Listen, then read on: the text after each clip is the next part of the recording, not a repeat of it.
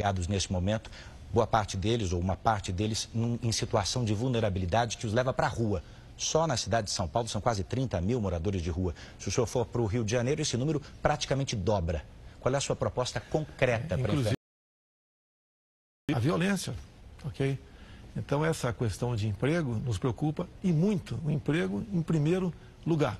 Agora, hoje em dia, para ser patrão também, não é fácil no Brasil. Você tem que desburocratizar muita coisa, desregulamentar.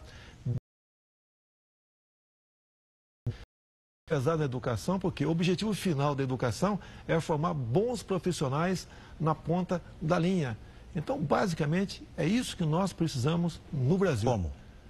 É desburocratizando, é desregulamentando, fazendo que a classe produtiva empregue gente com segurança.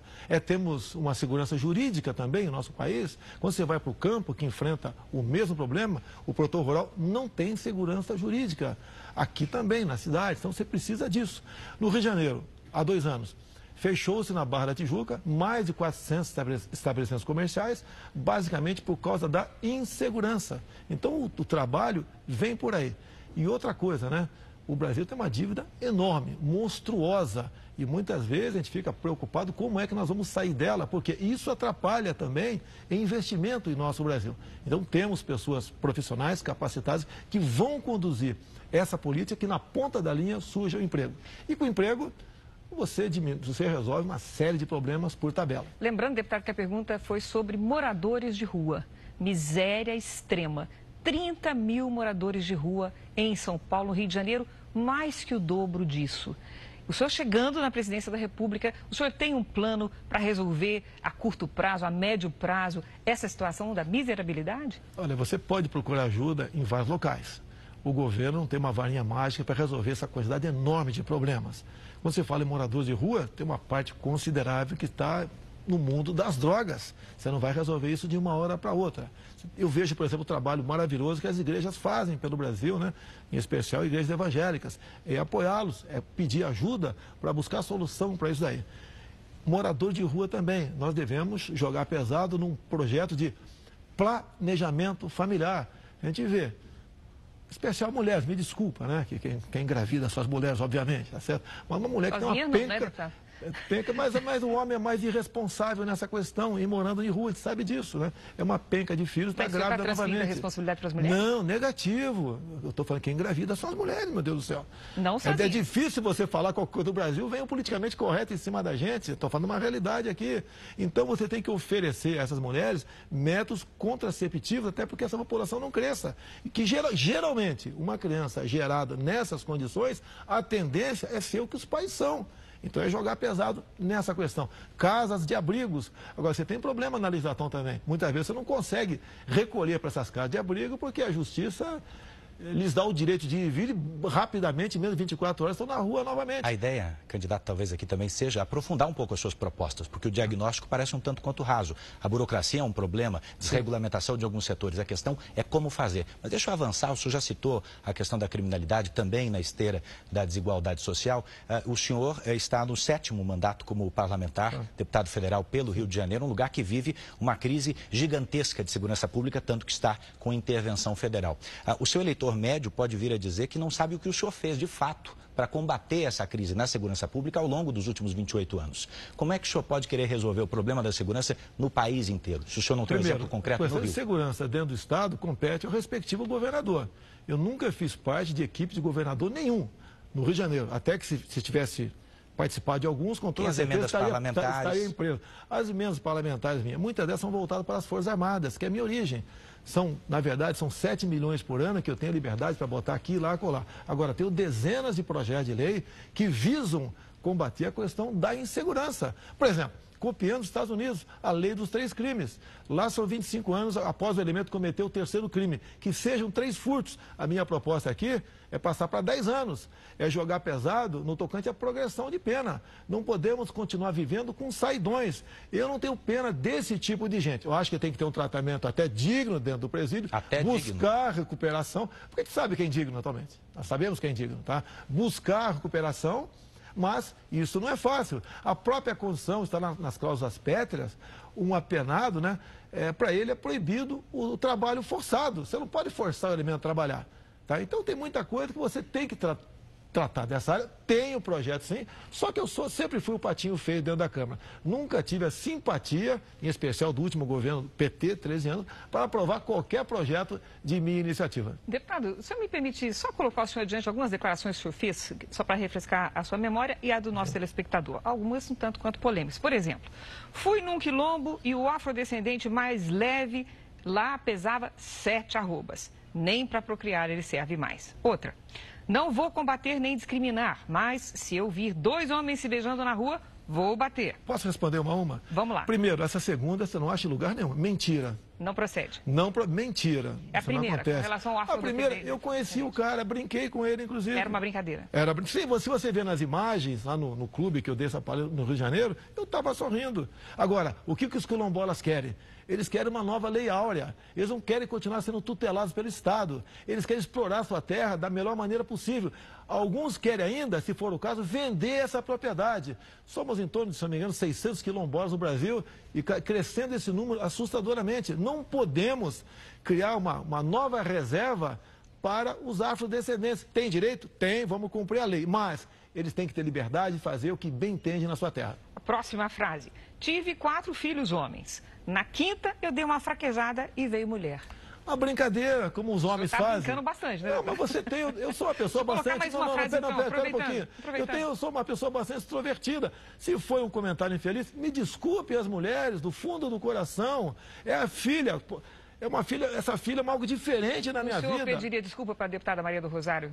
Ela teria que primeiro pedir desculpa, né, aos familiares que tiveram a sua filha estuprada e assassinada por aquele bandido chamado Champinha. Ela estava defendendo o estuprador, Champinha, dizendo que qualquer crime dessa natureza, praticado por menor de 16, 17 anos, a pena tem que ser à luz do ECA e não à luz do Código Penal nosso, que eu tento mudar há muito tempo, que se configura na redução da maioridade penal. O que aconteceu ali, a Justiça chama de ato reverso. Ela real no Supremo por esse motivo. O Supremo, né? Lamento, quem me levou essa proposta para lá foi a senhora Ela Vieco, uma petista de carteirinha, que foi pego logo depois de ter me denunciado lá, em Portugal, com a faixa fora Temer. E mais ainda, né? O PT, em documentos oficiais que temos comigo, né? Eles sempre lutam para buscar caçar o meu mandato, porque eu sou um empecilho ao prosseguimento do PT. Tanto é verdade que hoje em dia... Só um minutinho, para concluir esse raciocínio ainda da questão da Maria do Rosário, eu queria colocar para o senhor o seguinte, naquele bate-boca com a deputada, o senhor disse que ela não merecia ser estuprada porque ela era feia, não fazia seu gênero, ela chamou de vagabunda, etc. O senhor imagina se a sua mulher estivesse colocada numa circunstância como essa? Minha mulher jamais teria a educação, jamais a senhora Maria, a minha esposa, teria esse linguajar da senhora Maria do Rosário. Ela defendendo um estuprador e homicida e me chama de estuprador. Mais ainda, olha só, há 2 anos e pouco nós votamos uma proposta de emenda à Constituição para reduzir a maioridade penal para quem pratique crime como o estupro. A senhora Maria do Rosário votou contra. O recado que ela dá, a senhora Maria do Rosário dá para todas as mulheres do Brasil é o seguinte: menores de idade, pode continuar estuprando e matando, que você vai ser punido à luz do ECA. E nós sabemos que a cada 6 meses, um elemento que está lá recolhido numa casa, essas casas chamadas FEBEM, ou Fundação Casa, ele é submetido a uma nova avaliação e mais de 90% vão para a rua após 6 meses. O que eu quero é que o menor estuprador, bandido, vá para a cadeia. Então, se eu exagerei ali, pode até haver exagero. Foi um ato reverso, mas estava defendendo, sim, as mulheres desse crime, que é um dos crimes mais hediondos que tem no Brasil, que chama-se estupro. Sem dúvida. Eu te pergunto, após essa correção da PEC, quem é que defende a mulher, eu ou ela? Vamos falar sobre a área administrativa. O senhor disse que não teve a possibilidade de concorrer ao Executivo, não teve um cargo no Executivo, mas o senhor tem condições dentro do seu gabinete de gerir a verba pública, o dinheiro, da maneira que achar melhor. E, inclusive, na contratação de funcionários. O senhor acabou de citar sua esposa, eu queria lembrar aqui ao senhor e ao telespectador que ela foi contratada por mais de 1 ano no seu gabinete quando vocês namoravam. 2 meses depois, vocês se casaram. 5 meses depois do casamento, ela foi promovida ao cargo que é considerado mais alto do gabinete. Você está completamente equivocado. Me parece, deputado, só 2 meses depois do casamento, ela foi embora. 2 meses após o casamento. E ela podia continuar... Me permita só fechar a pergunta.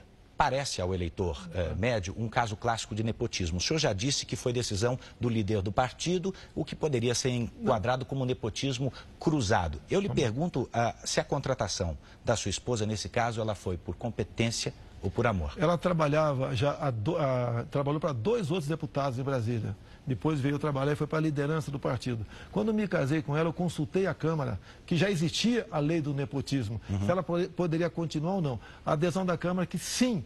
Por quê? Porque quando eu casei com ela, já estava empregada. E 2 meses depois, então, nós resolvemos, como um acordo, que ela fosse demitida. Então, não existe nepotismo nessa situação. A propósito de Agora, logicamente, com o amor se faz presente. Eu não vou te dizer que não. Continuo apaixonado até hoje por ela. A propósito dessa questão de demitir funcionário, etc., o senhor considera que o fato de o senhor ter demitido a Val é uma satisfação pública satisfatória para a suposta funcionária fantasma que o senhor mantinha? Primeiramente, né? Você não pode falar em fantasma. Pela primeira vez, coisa rara ser questionado sobre isso. Tudo começou no dia 10 de janeiro desse ano, quando a Folha de São Paulo, um casal de repórteres, esteve na Vila Histórica de Mambucaba, a 40 quilômetros de Angra dos Reis, e no dia seguinte publicou que pegaram uma fantasma minha lá. Só que você pega o boletim administrativo da Câmara, tá? De 19 de dezembro do ano passado. Lá publicou as férias da senhora Val, de 26 de dezembro a 24 de janeiro. Então, no dia 10 de janeiro, a senhora Val estava de férias. É uma injustiça enorme que a Folha de São Paulo cometeu contra uma senhora, uma mulher respeitada, que tem um marido que sofre sérios problemas, que ganhava R$ 1.300 por mês. Chamar fantasma alguém que ganha R$ 1.300 por mês e numa época de férias, isso é perseguição da Folha de São Paulo para comigo, que eles não se cansam de passar vergonha comigo. Vamos na próxima questão. O senhor já falou em auditar, em fazer uma auditoria no Bolsa Família. Eu gostaria de saber a sua opinião, a sua avaliação sobre esse programa e se o senhor considera que o número de beneficiários é exagerado. Olha só, o programa tem que ser mantido, tá? Eu tive uma experiência junto com um ex-prefeito da cidade de Marau, Rio Grande do Sul. Ele fez uma auditoria no seu município. Números aproximados. 1/3 era fraude. O pessoal pediu para sair, para evitar responder um processo. Por quê? Ele era uma pessoa, desculpa aqui, como nós. Tinha emprego, né? E estava na fraude. O outro 1/3 ele conseguiu reinserir no mercado de trabalho. E o terço restante, por questão humanitária, ele manteve. O número, pelas potencialidades do Brasil, para aquilo que nós podemos aqui esperar do Brasil, é exagerado. Ninguém quer perseguir quem recebe Bolsa Família. Aquele senhor, aquela senhora que recebe e não tem como sobreviver, eu acho que até mais do que manter. Você tem que aumentar o Bolsa Família com o recurso que sai daqueles que vão sair por fraude. Então, é um programa que nós temos que mantê-lo e, por questão humanitária, obviamente, olhar com muito carinho. Deputado, uma das principais preocupações da população é com a situação da saúde pública. O que traz o seu programa de governo neste quesito? Olha só, isso aí é um ponto que me difere de todos esses candidatos e os que no passado foram presidente da República. O grande problema do Brasil são as indicações políticas. Me desculpe, Cristina, talvez você não saiba o nome do atual ministro da Saúde. E nós deveríamos saber, até pela sua competência. São indicações políticas. E essas indicações políticas são para atender o partido. E com essa indicação política, repito, leva então aquela pasta à ineficiência e à corrupção. Então, um bom ministro da Saúde é o que vai tratar desse assunto com o devido zelo. E outro, teremos que ter um ministro da Saúde, não um ministro da doença. Um ministro que invista na saúde básica e na prevenção. Essa é o macro da nossa proposta para tratar desse assunto.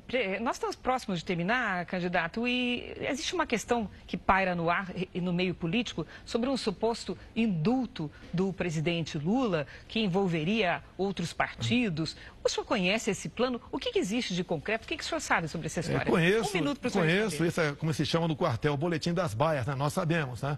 Então, o que os grandes partidos querem, o Centrão e a esquerda para o lado de lá, é um indulto para o Lula e o pessoal da Lava Jato, que seria o compromisso do presidente eleito, não meu, do eleito. Por outro lado, eles jogam também, porque é indicação política, os ministros para o Supremo Tribunal Federal, é uma reinterpretação da perda da liberdade após a condenação em segunda instância. Então, o que está em jogo no momento é o indulto, o fim da Lava Jato, que vem sendo costurado nos meandros da Câmara e dos partidos, para quem porventura chegar lá, levar avante essa proposta para botar em liberdade. Beneficiaria quem mais? Beneficia o Lula e todos envolvidos na Lava Jato. Ok? Todos condenados na Lava Jato. O senhor inclui quem? Pessoas do PSDB, do MDB? De todos os partidos que tiveram pessoas citadas até agora. PRB, PR, PP, que eu já fui do PP também, PMDB, PT. Todo mundo está nessa... E a sua opinião sobre isso? Você não pode, isso aí você acaba com o poder judiciário do Brasil. Seremos um país sem lei. Com que moral você vai prender um ladrão um cara que roubou um carro aí fora, deixando em liberdade quem desviou bilhões do nosso Brasil? Candidato, o fim da sua resposta coincide com o fim do seu tempo e a gente tem agora 1 minuto para suas considerações finais. Bem, o que eu acho que o Brasil precisa, né? De um presidente, seja quem for, honesto, que tenha Deus no coração, que seja patriota, que jogue pesado na questão da insegurança do Brasil, tá? Que redirecione a política de direitos humanos, que consiga agregar valor via tecnologia daquilo que nós temos aqui no nosso Brasil, que trate com carinho, né, com o devido respeito, o nosso policial civil e militar, que jogue pesado também nos desmandos que há no campo por parte do governo e por parte de invasores, para que o nosso homem possa produzir realmente com paz, com tranquilidade. Desejamos fazer para o mundo todo, né, um comércio sem o viés ideológico.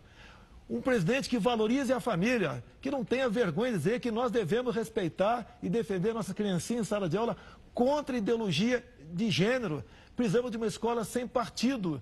Então nós precisamos de uma pessoa normal e que seja honesta acima de tudo. Isso eu acho que é o básico para termos um presidente que possa bem governar o Brasil e que possa, em janeiro do ano que vem, dia 1º, nomear notáveis para compor o seu ministério.